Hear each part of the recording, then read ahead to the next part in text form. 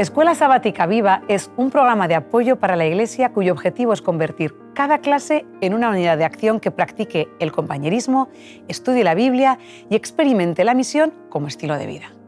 En la primera parte de compañerismo, dedica en tu clase 10 minutos a interesarte y conocer más a tus hermanos y hermanas, creando una red donde todos estéis cuidados y atendidos. Toma también tiempo para la oración, por vuestro reavivamiento espiritual y por nuestras familias e iglesia.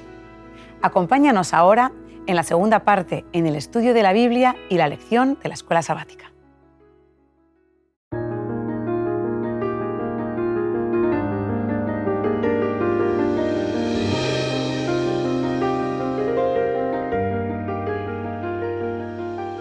Bienvenidos una vez más, Lidia y Xavi, ¿Qué tal? ¿Cómo estamos? a la lección 8, titulada Del mar tormentoso a las nubes de los cielos, de este programa de Escuela Sabática Viva. Estamos ya metidos en el centro de Daniel. Estamos justo en el capítulo que constituye el eslabón entre la parte histórica y la parte profética. Es el capítulo que tiene dos características. Una, que está en arameo, como todo lo anterior, y con él se acabará la escritura en arameo, y otra, que es profética como todo lo que sigue. De modo que Jack Duncan, en su estructura, tal y como la encuentra en el libro de Daniel, ve claramente que el capítulo 7 está ahí en el centro, al unir las dos estructuras de las dos grandes secciones. Yo quiero plantear una pregunta que quizá pues, se impone para comenzar, ¿no? Los intérpretes de esta profecía están de acuerdo en que las verdades que contiene, las verdades aquí reveladas, tienen un calado excepcional. Aquí hay un mensaje profundo. Entonces la pregunta es, ¿por qué creéis que el Señor, en su gran sabiduría, ha presentado esta profecía con una envoltura que no es del todo fácil de interpretar? No es imposible, pero no es así para leerla en una primera lectura. Hace falta profundizar, hace falta reflexionar, hace falta contrastar con otras partes de la Escritura y al final llegar a conclusiones. ¿Por qué creéis que estas grandes verdades están detrás de unos símbolos que exigen unas claves de interpretación? Porque estamos entrando en un mensaje delicado, ¿vale? Como si tuviera un mensaje especial. Un mensaje que igual no era agradable para todos los públicos y que si Dios hubiera expuesto de una forma abierta, podría haber corrido peligro la supervivencia del libro. Entonces es una forma de hacerlo en clave, una forma de hacerlo que las personas, el ser humano que quiera estudiar, profundizar y con la ayuda de Dios puede llegar a entenderlo, pero no se puede leer así a golpe de vista. No es un lenguaje ordinario, clásico. Es como si nos dijera, el que tiene oídos para oír, Exacto. Que oiga, el que quiera oír o entender. ¿Sí? Implica una profundidad mayor. Hay que meterse en el texto, leerlo, estudiarlo. Es posible estudiarlo y revelarlo, pero sobre todo es un mensaje, creo, que es para el tiempo del fin, para nuestros días. Entonces es necesario que estuviera bien transmitido, bien encriptado, para que pudiera llegar a nuestros días y fuera fácil de interpretar una vez te metieras en ello, ¿no? Así que vamos a encontrar un lenguaje diferente al que encontramos en la profecía, por ejemplo, de Daniel 4. Vamos a encontrar ya unos símbolos, vamos a encontrar unas cosas que es necesario descifrar, estudiar e interpretar de forma correcta. ¿Qué relación vemos entre estos 4 animales que se presentan al principio, además de una manera interesante? Dice que en el primer año de Belsasar, rey de Babilonia, tuvo Daniel un sueño y visiones en su cabeza. Mira, estaba en su lecho. Luego escribió el sueño y relató no todo el asunto, sino lo principal. Y Daniel dice, miraba yo en visión y aquí que los 4 vientos del cielo combatían en el gran mar. Y 4 grandes bestias salían del mar. Aquí empieza ya el mensaje simbólico. A partir de aquí, ¿cómo entendemos? Tenemos que interpretar vientos. Efectivamente. Los vientos, el mar, las bestias, el mar. De acuerdo a otros pasajes de la Escritura, ¿tenemos seguridad de lo que puede representar el mar? Multitudes, grandes multitudes, gente. Grandes pueblos, grandes masas de personas. ¿Y los vientos? Los vientos, pues fíjate, es un término que también se puede traducir por el espíritu de vida, el ruach que da cuando la creación, pero aquí en este lenguaje, es un lenguaje simbólico se puede interpretar como actividades políticas, movimientos políticos. ¿Qué es humanos, guerras, enfrentamientos, conflictos. Siembra vientos y cosecharás tempestades. Lo utilizan otros profetas y nosotros entendemos claramente que esos enfrentamientos entre diferentes masas de la población formaron diferentes imperios y están representados por animales. Porque claro, no podemos ver una formación de naciones diferente de la que la historia ya nos ha demostrado, de la que la historia ha indicado que, bueno, pues ha sido el cumplimiento de lo que se decía en Daniel 2. De modo que aquí vemos a Daniel 2 repetido, pero ampliado. ¿De acuerdo? Hablábamos de una revelación progresiva, una revelación que empieza en Daniel y que se va a completar con las siguientes profecías que vamos a ir encontrando en Daniel 7 y Daniel 8. Evidentemente el lenguaje no puede ser el mismo. El lenguaje en Daniel 2 es un lenguaje dedicado, enfocado hacia un político, hacia un rey, que además tiene otras inquietudes. Dios, claro. Entonces, el mensaje de Daniel 7 y de en adelante, vamos a encontrar un mensaje a un profeta que tiene un mensaje que transmitir, una información que transmitir para un pueblo muy determinado, en el concreto en el tiempo del fin. Entonces, el lenguaje no va a ser el mismo y es evidente que no, pero sí que se mantiene ese paralelismo porque hablan de lo exactamente lo mismo. Solo que va a añadir una información especial, algo que revelará el carácter un poquito de estos pueblos que nos hemos encontrado reflejados en esos metales de la estatua de Daniel 2. Vamos a encontrar los cuatro. Si eso es así, deberíamos de encontrar paralelos entre el león y el oro, entre el oso y la plata, entre el leopardo y el bronce, y entre esa bestia espantosa y terrible con el hierro. ¿Creéis que debemos dedicar un poquito de tiempo a explicar sería muy interesante en cierta medida? Es la base. Tenemos que administrar bien el tiempo. Nuestro tiempo. Pero la primera, el león, que tenía alas de águila.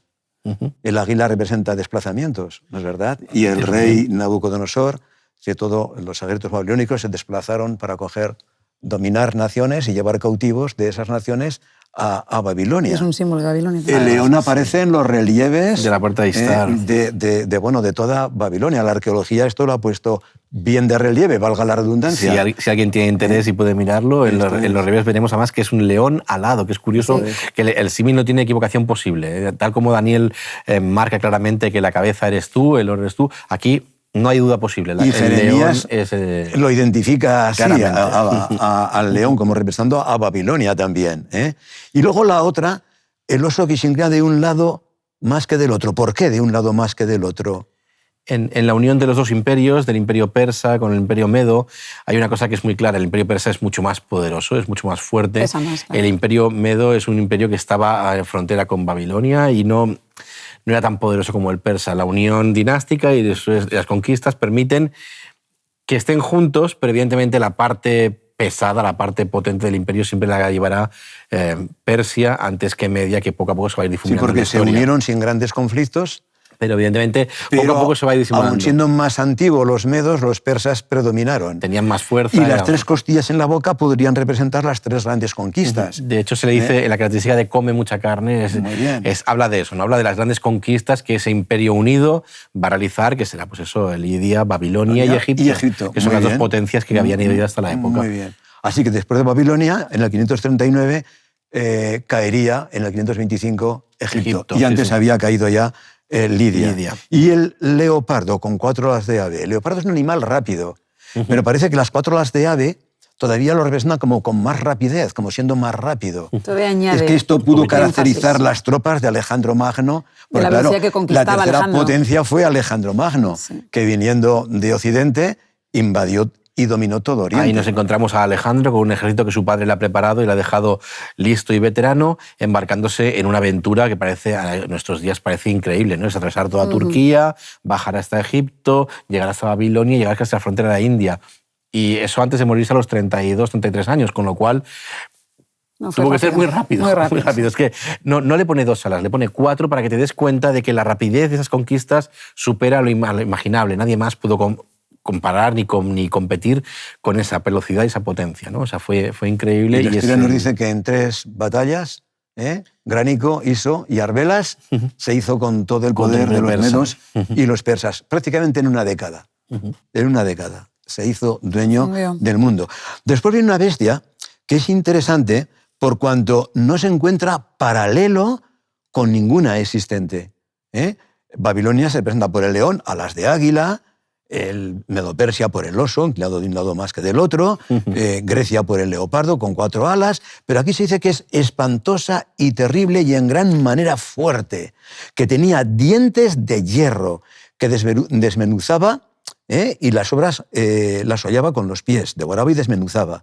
Y aún se dirá después en la explicación que se le da a Daniel, cuando él hace alguna pregunta, que tenía uñas de bronce. Es que machacaba todo esa cuarta bestia, y es lo que hizo Roma. El Imperio Romano. Hemos de tener en cuenta que el Imperio Romano tiene una forma de actuar que es muy diferente a cualquiera de los imperios que tenemos en la antigüedad. Tanto los asirios como los egipcios, más los babilonios y los persas, tienen una manera que llegan al lugar, lo conquistan, piden un poquito de que reconozcan la soberanía, pero luego se marchan y permiten casi conservar, a no ser que como Judea se revuelva muchas veces y requiere una medida extrema, acostumbran a dejar un gobernador allí, lo que conocemos como sátrapas, en los otros episodios lo hemos visto, y luego se marchan y lo dejan gobernador. Roma no es así. Roma va a ejercer un control directo y continuo con sus legados, sus gobernadores, que vienen desde Roma. No es una persona que vive allí, sino que es alguien que es enviado desde allí. Es una forma de gobierno diferente. Estamos hablando de una república que no es, hasta la época del emperador, no acabamos de encontrar una figura única dentro del poder. Así que es algo totalmente diferente a lo que hemos encontrado hasta el momento. Un imperio, además, que se une por carreteras, que crea una... y que tiene una tendencia curiosa a transformar aquellos países a los que llega. Todo país al que llega se instalan y es como romanizan todo su entorno, cosa que los otros imperios no han hecho. Y eso por eso es diferente a Roma a los demás. No recordamos, aquí por ejemplo en España, es que es complicado recordar pues, qué había antes de los romanos. Sabemos que había íberos, celtas y tal, pero no tenemos una conciencia de identidad anterior a esa. En cambio son los romanos los que transforman todo eso, cosa que no habían hecho pues, ni los cartagineses, ni los griegos, ni los fenicios aquí, ¿no? Entonces es curioso cómo los romanos hacen lo mismo. Eso se deriva en cierta medida de la helenización de los griegos, Pero en buena medida. Llegaron allí y después ellos transformaron, hoy hablamos una derivación del latín, que es curioso, ¿verdad? No hablamos una derivación del íbero o del celta o del griego, sino que hablamos una derivación, del griego tenemos un poquito, sí, y del latín. El carácter de los romanos, del gobierno romano, es duro como el hierro. Recordamos expresiones con los pueblos conquistados es como se describe. Dura lex, sed lex. La ley es dura, pero es ley. Es ley. Si vis pacem, para bellum. ¿Quieres la paz? Prepárate para la guerra. Hay una serie de frases muy latinas que nos demuestran claramente el carácter romano. Ha sido valorado el gobierno del imperio, bueno, república, imperio, reino de los romanos como de hierro, una firmeza. Las legiones fueron increíbles, una disciplina férrea, armas de hierro también. Unes un gobierno serio y fuerte con un ejército profesional, se va profesionalizando con el tiempo, pero acaba siendo un ejército profesional y que está ejemplificado en el hierro, porque es que además donde llegan es muy difícil enfrentarse a ellos. Las falanges macedónicas, los guerreros celtas que van por libre, todos se van a chocar contra ese muro de hierro que van a plantear las legiones y que les van a permitir alcanzar ese imperio tan grande. En Daniel 2 se nos dice que finalmente el cuarto imperio fue dividido. Los dedos de los pies, hierro y arcilla. Y aquí se dice que la cuarta bestia tendría 10 cuernos. ¿Veis algún paralelo entre 10 dedos y 10 cuernos?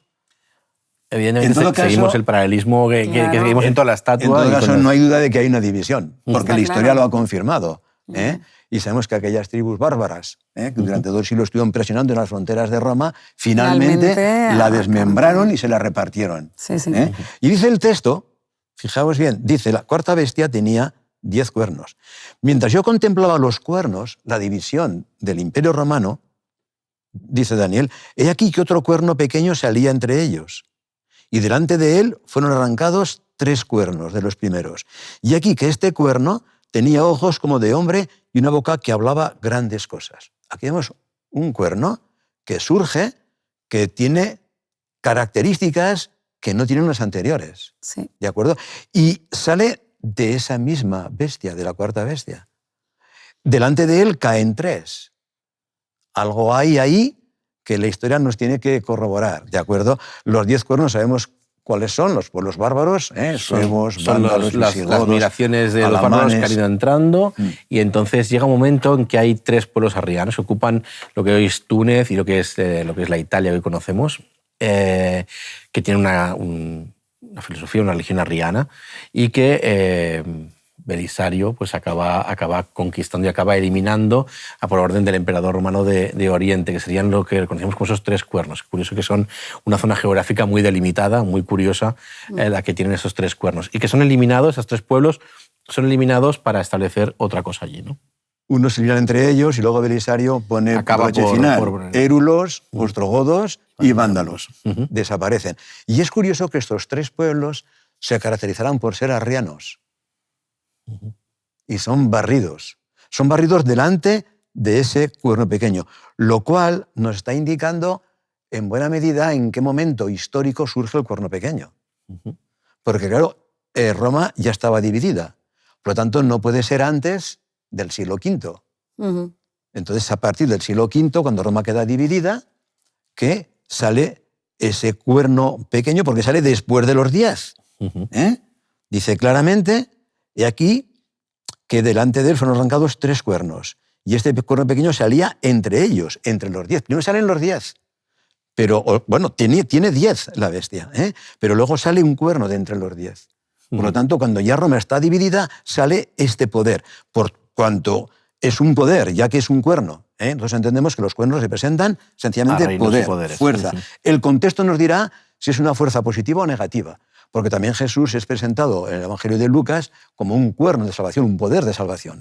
Cuerno es siempre poder. El contexto nos dirá qué tipo de poder.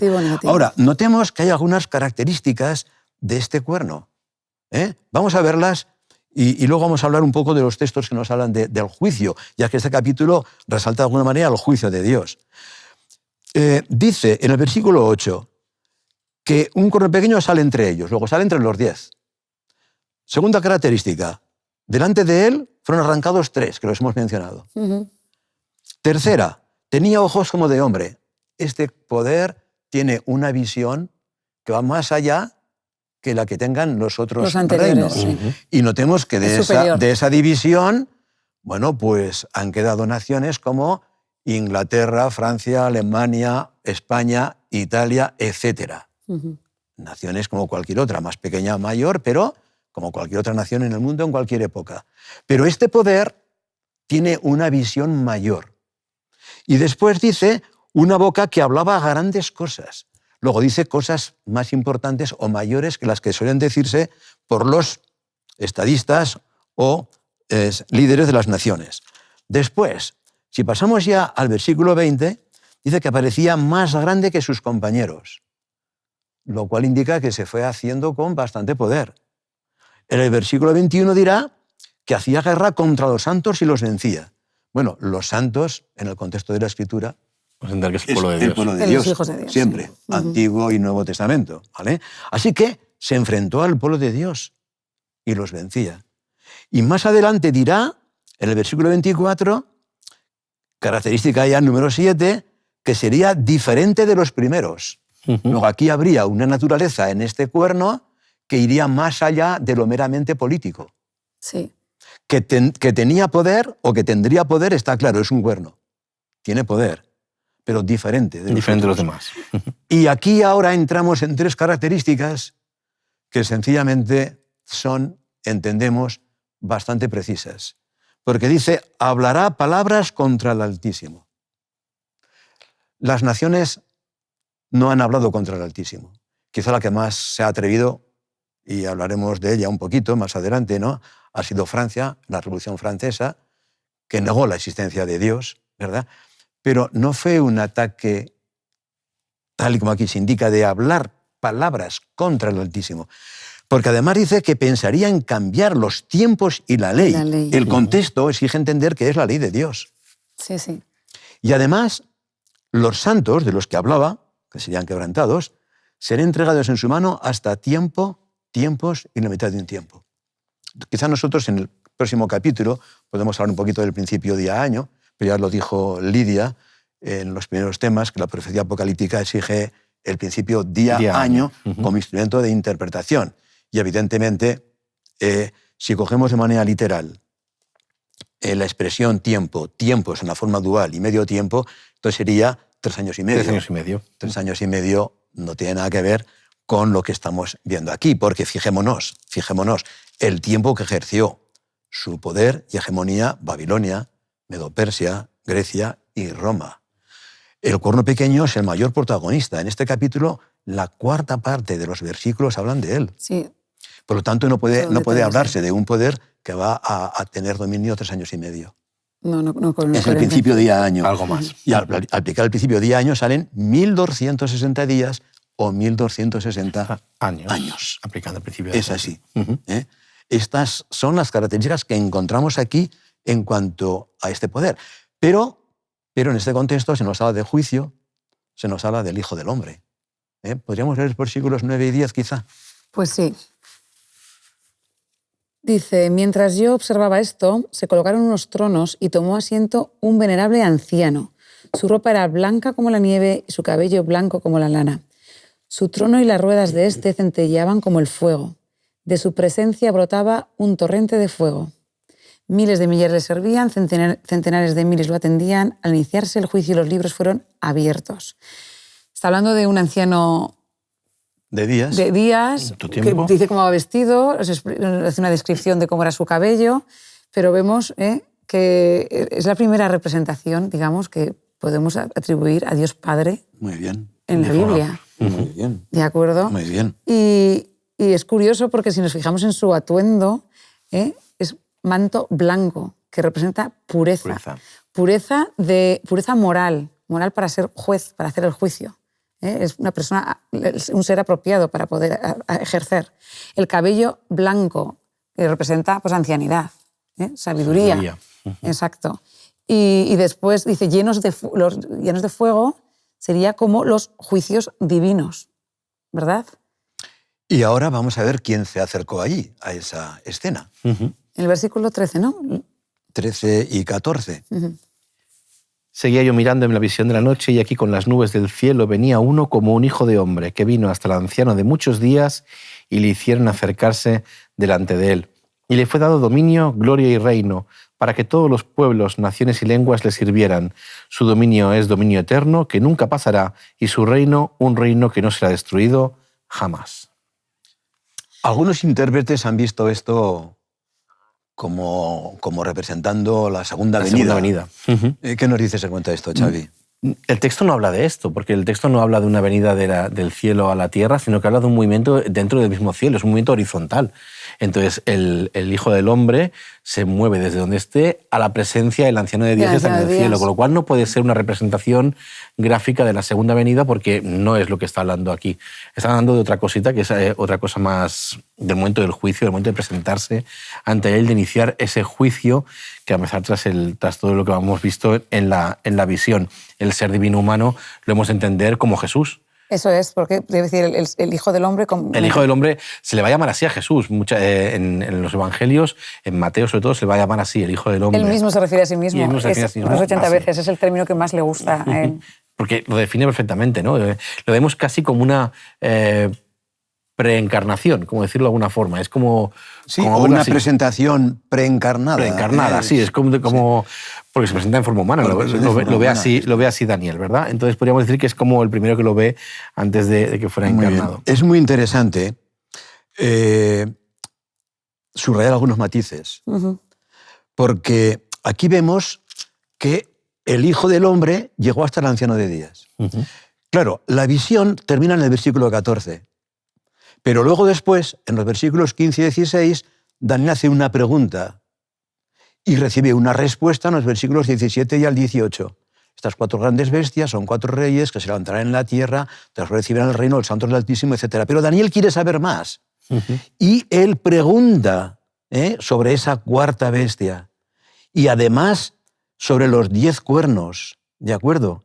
Y luego de ese cuerno pequeño, él quiere saber más. Sí. Y se le explica.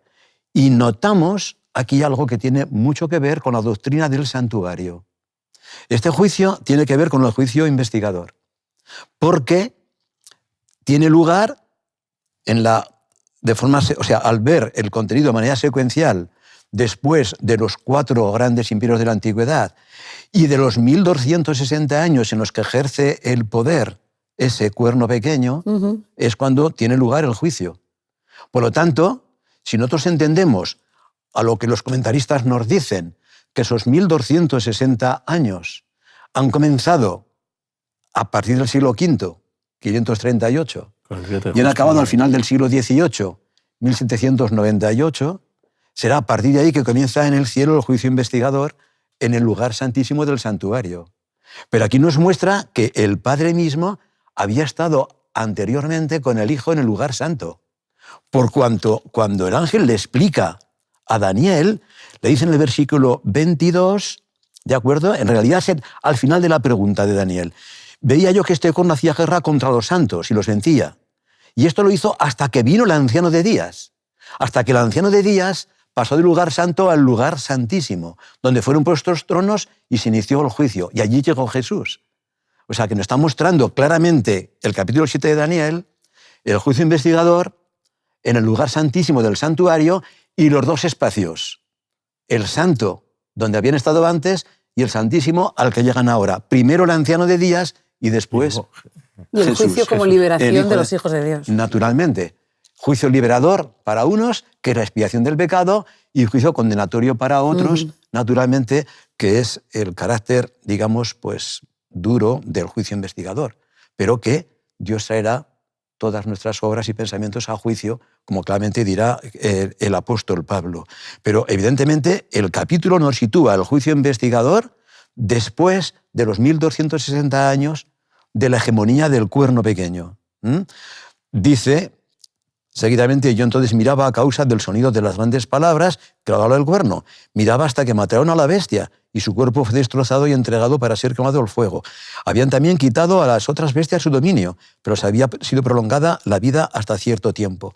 Llega el Hijo del Hombre y se concluye el juicio. Luego ya vienen las preguntas y llegamos sencillamente a una fase final que nos presenta de nuevo esas 3 fases que tienen que ver con el juicio.